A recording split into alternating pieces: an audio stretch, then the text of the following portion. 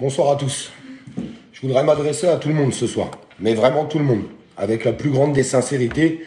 Et j'espère que tout le monde a compris la hauteur des mesures qui vont être prises dans les heures qui viennent dans notre pays, ce qui va être annoncé, ce qui va être mis en place. Quand je dis je voudrais m'adresser à tout le monde, c'est que ça soit des personnes pro-vax. Vax, vous comprenez pourquoi je dis vax, je peux pas dire les mots en entier aujourd'hui. Dans notre pays, la liberté d'expression et de la démocratie, il y a des choses qu'on peut plus dire, il y a des choses qu'on peut plus exprimer. Des pro-vax, des gens qui sont contre, des gens qui étaient pas forcément pro, pas forcément contre, mais qui l'ont fait à travers la contrainte ou à travers pas mal de choses comme ça qui se sont passées. Je voudrais vraiment m'adresser à tout le monde. Tout le monde pour nous, pour nos libertés, tout le monde pour nos enfants. J'espère que ce message va atterrir dans beaucoup de foyers français. Qu'on m'aime ou qu'on m'aime pas, qu'on me connaisse ou qu'on me connaisse pas, je m'en fous. Je suis pas Olive le sauveur, absolument pas. Les seuls sauveurs de ce qui va être annoncé ce soir, de ce qu'on peut faire ensemble, c'est les citoyens eux-mêmes. Les seuls sauveurs, c'est les citoyens eux-mêmes. C'est pas Olive, c'est pas machin. Je me prends pas pour un prophète, je me prends pas pour ce que je ne suis pas. Tout ce que je suis en train de constater, et moi je prends la hauteur de ces mesures qui vont être envoyées aujourd'hui, et j'espère que tout le monde va en prendre conscience. Vraiment. Il y a 2 étapes qui vont se passer. 2 étapes à partir de lundi. La première étape, qui va être à partir de lundi, c'est le Conseil de défense. Ça, on va en parler après. La première chose, c'est cette loi qui va être amenée aujourd'hui, à partir de lundi, dans l'hémicycle, dans l'Assemblée, ce projet de loi. Excusez-moi, j'en perds mes mots parce que, sincèrement, je suis plein d'émotions à travers tout ce que je vais vous dire et c'est vraiment sincère. Parce que je pense que tout le monde n'a pas pris la hauteur, en fait, de ce que ça représente. Ce projet de loi pour transformer ce passe en passe VAC. J'essaye de faire attention à mes mots. Je suis vraiment désolé, mais je fais super gaffe à tous mes mots. Je vous demande de partager un maximum les choses. Je vous demande de les envoyer dans tous les foyers. De la hauteur, pourquoi? Même des personnes, je voudrais que tout le monde en soit conscient, même des personnes qui étaient d'accord avec la VAC depuis le début, qui ont fait les choses, qui ont suivi les dispositions gouvernementales, et on en voit tristement, et ça je vous laisse faire votre avis vous-même, la réalité de l'état de notre pays aujourd'hui, de là où on en est, des résultats apportés par rapport aux choses. Je vous laisse le regarder par vous-même, mais en allant plus loin que tout ça, si demain il y a ce passe VAC, une certaine obligation, comme l'a dit notre ministre. Notre ministre nous l'a dit. Une certaine obligation sur les choses. Je vous demande de continuer de partager parce que c'est super important de ce qu'on va parler ce soir. Je crois que c'est ce qui va être décidé dans ce Conseil des ministres, enfin à l'Assemblée avec ce projet de loi. Je crois que c'est une décision les plus importantes qu'on n'a pas vues depuis des années et des années. Je vous demande de le propager partout. Des gens qui ont respecté les directives gouvernementales parce qu'ils avaient envie de les respecter. Et ça se respecte. Je le répète, je suis pas un anti, je suis là pour les libertés de chacun. Et je vais continuer de me battre pour les libertés de chacun. Les gens qui ont respecté les dispositifs, les personnes qui l'ont fait dans la contrainte, les personnes qui l'ont fait dans la peur. Et je dis bien dans la peur qui est envoyée tous les jours. Regardez, je vais vous faire voir comment on fait la peur. 25 décembre, 104 611 cas positifs. Ça, c'est ce qu'on entend partout chez les médias. 25 décembre, 104 611 cas positifs. Ça, c'est amener de la peur. Ça, c'est amener de la peur aux Français. Je vais vous faire voir comment on fait les choses pour pas amener cette peur ou pour la mesurer. 25 décembre, 32 malades graves ont fini en réa. Ça fait moins peur. Ça fait beaucoup moins peur. Même si ça fait chier, même si on aimerait que ça soit 0, je suis d'accord. Je vous rappelle, avec 84 décès, en vous rappelant qu'il y a 230 morts du tabac tous les jours. 230 morts du tabac. Mais si je vous dis 104 611, ça fait peur. Ça fait peur à tout le monde. Si je vous dis 32, ça fait moins peur. 32 malades graves. Ça fait beaucoup moins peur. Juste pour s'arrêter sur le syndrome de la peur. À travers ce dispositif qui va être lancé, je vous le répète, et je vais essayer d'avancer. Personne n'a fait la première. Après, ils ont fait la deuxième. Après, ils ont fait la troisième. Mais il y a beaucoup de gens autour de la troisième qui commencent à se gratter la tête et à se poser des questions quand on voit la situation de notre pays et les dispositions qui sont en train d'être prises. La Haute Autorité de Santé recommande, de réduire à 3 mois le délai des doses de rappel. Vous comprenez ce que ça veut dire? À 3 mois. À travers le dispositif de loi qui va être pris aujourd'hui. Enfin, qui va être annoncé à l'Assemblée dès demain. Je vous demande de continuer de partager les choses, s'il vous plaît.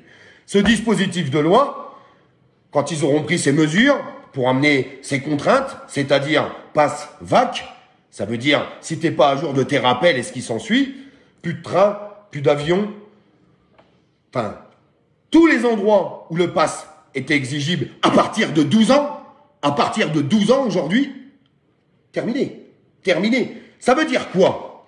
Quand le gouvernement vous dira d'en faire 1, 2, 3, 4, 5, 6, 7, 8, 9, 10, ben vous ne pourrez plus rien dire. Vous ne pourrez plus rien dire.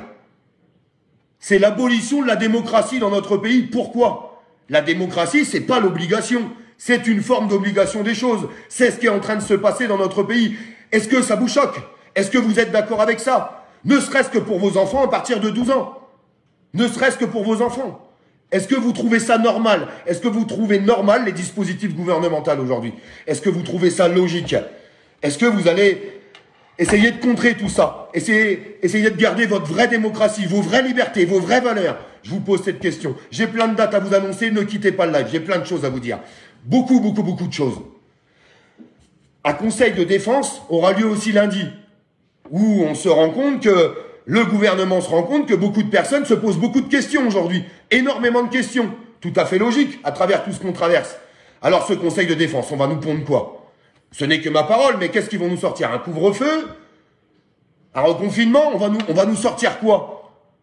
Pour empêcher les gens, justement, de bloquer ce projet de loi. Qu'est-ce qu'on va nous sortir? Quelles sont les contraintes qu'on va encore nous amener aujourd'hui, mes amis? Je vous pose cette question à tous. Pro, pas pro, vague, pas vague. Je m'en fous de tout ça. Je parle aux citoyens ce soir. Je parle à tous les citoyens de ce pays. Tout ce qu'on est en train d'infliger à nos enfants. L'ouverture de la vague à partir de 5 ans. Êtes-vous d'accord aussi avec ça? Êtes-vous d'accord avec ça? Je vous pose cette question. Regardez l'état de notre pays. Regardez la situation où on en est.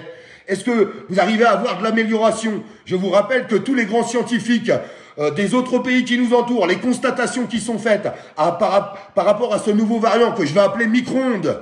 Oui, une petite note d'humour, même si c'est pas forcément drôle. Ce nouveau variant micro-ondes qu'on nous dit qui serait 2 à 3 fois moins dangereux que ce qu'on connaît là. Et on nous dit attention, alerte générale. C'est terrible ce qui va se passer. Mais qu'est-ce qui est terrible? Qu'est-ce qui est terrible? D'avoir des chiffres, comme je vous l'ai dit, 104 000, 150, 200 000. Contaminé ne veut pas dire malade. Contaminé ne veut pas dire malade, mes amis. S'il vous plaît, continuez de propulser tout ça. Continuez de le partager parce que j'ai plein de choses après à vous dire. Et je voudrais voir si les citoyens sont capables aujourd'hui de se réunir. Oui, j'ai pas peur d'engager ce mot. Est-ce que la résistance va se mettre en marche dans notre pays? Bien sûr, cette résistance ne sera pas portée par tous les citoyens. Ça l'a toujours été dans l'histoire de notre pays. La résistance a toujours été engagée par une minorité de personnes, rejointes par la majorité après. Est-ce que nous sommes capables de mettre en marche cette résistance par rapport à ce projet de loi, par rapport à l'ouverture des 5 ans pour nos enfants? Est-ce qu'on est capable de mettre tout ça en marche? Nous, est-ce qu'on est capable de le faire? Est-ce qu'on est capable de construire derrière? Il y a déjà plein de choses qui sont en train de s'annoncer. Beaucoup de choses qui sont en train de s'annoncer. Le mercredi 29 décembre, dès 14 h, il y a déjà un événement à Paris devant l'Assemblée nationale. Mercredi 29 décembre, 14 h. Le gouvernement avait tablé sur les fêtes de Noël. Pourquoi les fêtes de Noël? Ah bah c'est les fêtes de Noël, on est sûr qu'il n'y aura pas de contestation. On est sûr que les citoyens vont pas aller porter leur parole. Parce que c'est notre droit. Nos anciens se sont battus pour ça. J'ai parlé encore avec des anciens tout le week-end, ils m'ont dit Olive, mais c'est désastreux ce qui se passe. Ce projet de loi est un désastre total. Et je crois que beaucoup de personnes n'ont pas pris la hauteur de ces mesures. Parce que la hauteur de ces mesures, c'est que tout ce qu'ils nous imposeront, on ne pourra plus dire non. On ne pourra plus dire non. Ça ne s'appelle pas la démocratie, ça, mes amis. Ça ne s'appelle pas la démocratie. Si on vous dit d'en faire une tous les 3 mois, vous ne pourrez plus dire non. Si vous n'êtes plus d'accord dans 6 mois, vous ne pourrez plus dire non. Si vous n'êtes pas d'accord parce qu'il y a eu 15 doses et puis qu'on est toujours dans le même bordel, vous ne pourrez plus dire non. Vous ne pourrez plus. Des gens qui sont pas vac aujourd'hui, ma fille, elle a 12 ans, elle ne l'est pas. Et j'ai aucune honte à le dire. Ma fille, elle a 12 ans, elle ne l'est pas. Moi, je le suis pas. J'habite à 1200 km de chez ma fille. Je fais comment pour la voir, ma fille? Je fais comment pour la voir, ma fille? Comment on fait pour voir nos enfants? Comment on fait pour défendre nos enfants? Comment on va faire pour défendre l'avenir de notre pays? Nos libertés. On est en train de regarder ce qui se passe sans broncher. Voilà la vraie vérité. Voilà la vraie vérité des choses. Aujourd'hui, on regarde, on n'est pas d'accord, mais on dit rien. Quand est-ce qu'un élan citoyen aura lieu dans ce pays? Partout en France, dans toutes les plus grandes villes de France. Le 29 décembre, 14 h devant l'Assemblée. Je vais vous mettre un lien tout de suite, parce qu'avec l'équipe, on va faire un énorme truc. On va faire un énorme truc et on va le faire tous ensemble. Continuez de partager. Je vais vous épingler une adresse mail. Si j'y arrive. Je peux pas l'épingler, je suis désolé. Allez dans le titre du live. Dans le titre du live, il y a une adresse mail pour tous les organisateurs d'événements. Épinglé, j'espère que ça va fonctionner. Normalement, c'est épinglé.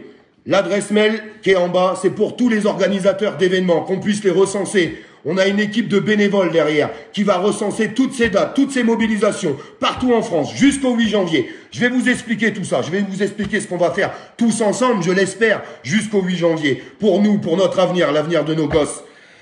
L'adresse mail là en bas, ça c'est pour tous les organisateurs d'événements. Vous envoyez là-bas, il y a des bénévoles derrière, ils vont recenser. On va publier tous les jours. Vous saurez où aller, vous saurez quoi faire, vous saurez comment faire. Et normalement, l'élan de solidarité, l'élan citoyen doit être plus fort que ça et ça doit s'élancer.